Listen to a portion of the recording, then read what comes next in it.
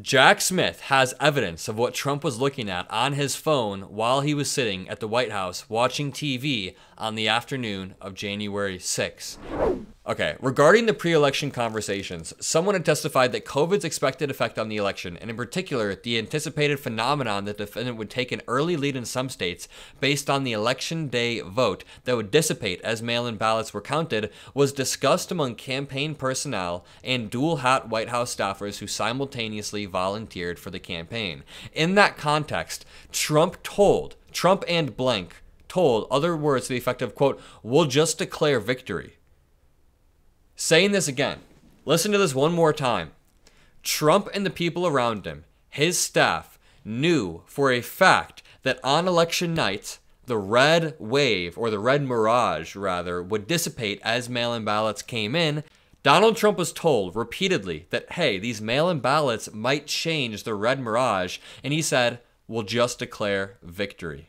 This is some wild stuff. If you guys are just joining, Jack Smith wrote a revised version of the January 6th indictment, and Chutkin released it today. This revised version essentially follows the Supreme Court's new ruling that presidents commit official acts. So he's trying to demonstrate here, his sole goal is to demonstrate that Donald Trump was acting in a personal capacity when he was trying to subvert the will of the American people and interrupt the electoral process. Now, it's a 165-page document. This is the crazy part. P15 was an assistant to the president and director of Oval Office operations. At trial, the government will elicit from P15 that he witnessed an unprompted comment that the defendant made to his family members in which the defendant suggested that he would fight to remain in power regardless of whether he had won the election. Specifically, following the 2020 election while aboard Marine One, the defendant, Donald Trump, told his wife, daughter, obviously Ivanka, and son-in-law, Jared Kushner,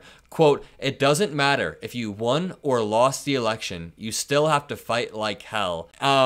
It doesn't matter if you won or lost the election, you still have to fight like hell. And they had this person that was going to testify to this. This person was going to say, let me read this one more time. At trial, the government will elicit that he witnessed an unprompted comment that the defendant made to his family members, where he told Ivanka, he told Melania and Jared Kushner, "It doesn't matter if you won or lost, you fight like hell." So this is wild. This was overheard in a conversation.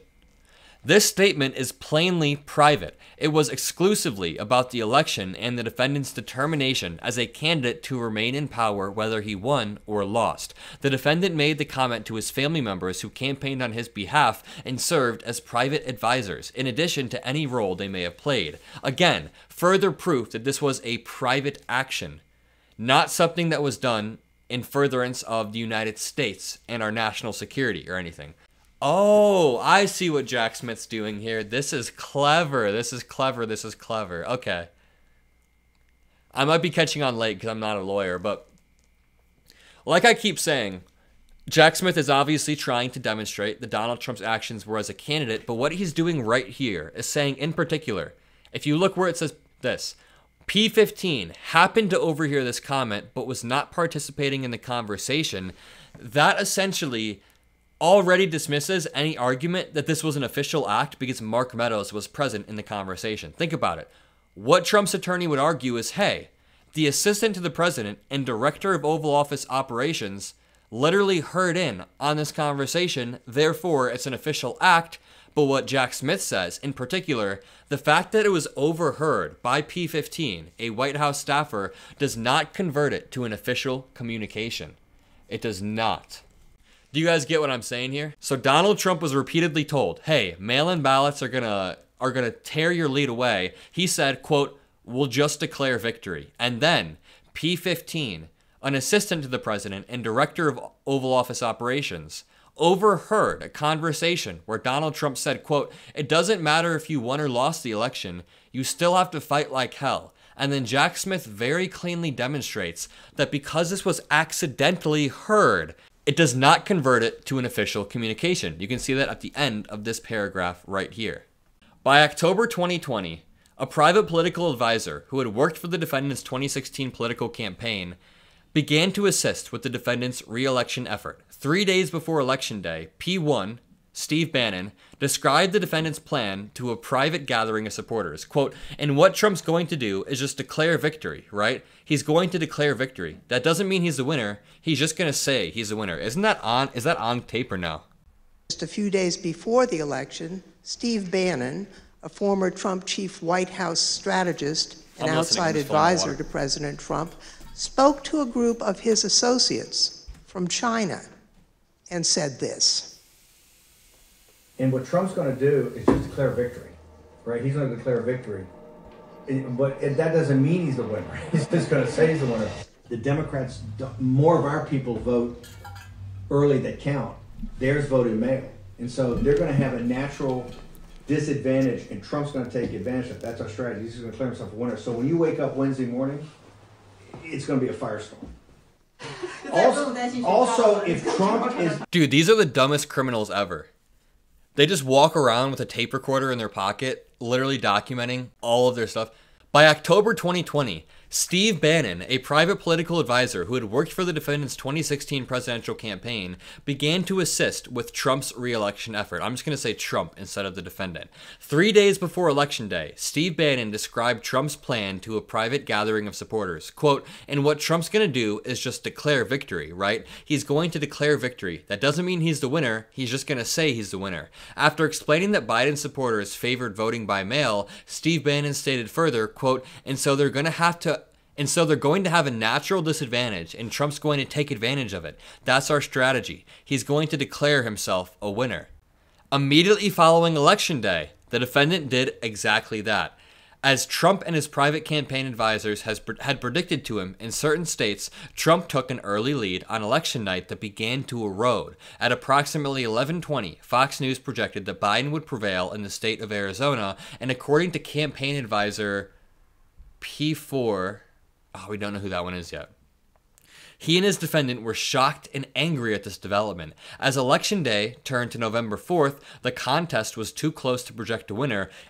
And in discussions about what Trump should say publicly regarding the election, senior advisors suggested that Trump should show restraint while counting continued. You know, it's crazy how people around him were all telling him to show restraint. And at 2:20 a.m. on the 4th, which was the night after, Trump gave televised remarks to a crowd of his campaign supporters in which he falsely claimed, without evidence or specificity, there had been fraud in the election that he had won. Quote, this is a fraud on the American public. In the immediate post-election period, while Trump claimed fraud without proof, his private operatives sought to create chaos rather than seek clarity. For example, on November 4th, a campaign employee, agent, and co-conspirator of the defendant tried to sow confusion when the ongoing vote count at the TCF Center in Detroit, Michigan looked unfavorable for the defendant. When a colleague at TCF Center told P5, quote, we think a batch of votes heavily in Biden's favor is right. P5 responded, find a reason it isn't. Give me options to file litigation. When the colleague suggested that there was about to be unrest reminiscent of the Brooks Brothers riot, a violent effort to stop the count in Florida after the 2000 presidential election, P5 responded, make them riot. Do it. The defendant's campaign operatives and supporters used similar tactics at other tabulation centers, including in Philadelphia, Pennsylvania, and the defendant sometimes used the resulting confrontations to falsely claim that his election observers were being denied proper access, thus serving as a predicate to the defendant's claim that the fraud must have occurred in the observer's absence. Wow. Trump knew that his claims of outcome-determinative fraud were false. Following Election Day and throughout the charged conspiracies, Trump and the people around him spread lies that there had been outcome-determinative fraud in the election and that Trump had actually won. These lies included dozens of specific claims that there had been substantial fraud in certain states, such as large numbers of dead, non-resident, non-citizen, or otherwise ineligible voters had cast ballots, or that voting machines had changed votes for Trump to Biden. Trump and his co-conspirators continued to make these unsupported, objectively unreasonable, and ever-changing claims even after they had been publicly disproven. Oh my lord. He has posted a lot about it. First of all, he's posted like 10 times in the past few minutes. 2 minutes ago, 4 minutes ago, 4 minutes ago, 4 minutes ago. He just posted election interference. I actually despise this man. We're reading about how he tried to interfere with the election in 100 different ways, and he's still doubling down. Oh my Lord, it's pissing me off. It actually pisses me off. He said, Democrats are weaponizing the Justice Department against me because they know I am winning, and they are desperate to prop up their failing candidate Kamala Harris. The DOJ pushed out its latest hit job today because J.D. Vance humiliated Tim Walz last night in the debate. Does Trump think that Jack Smith stayed up all night on Adderall writing this because he was mad that Tim Walz lost the debate? This was prepared. This was already prepared a while ago. The DOJ has become nothing more than an extension of Joe's and now Kamala's campaign. This is egregious prosecutorial misconduct and should not have been released before the election.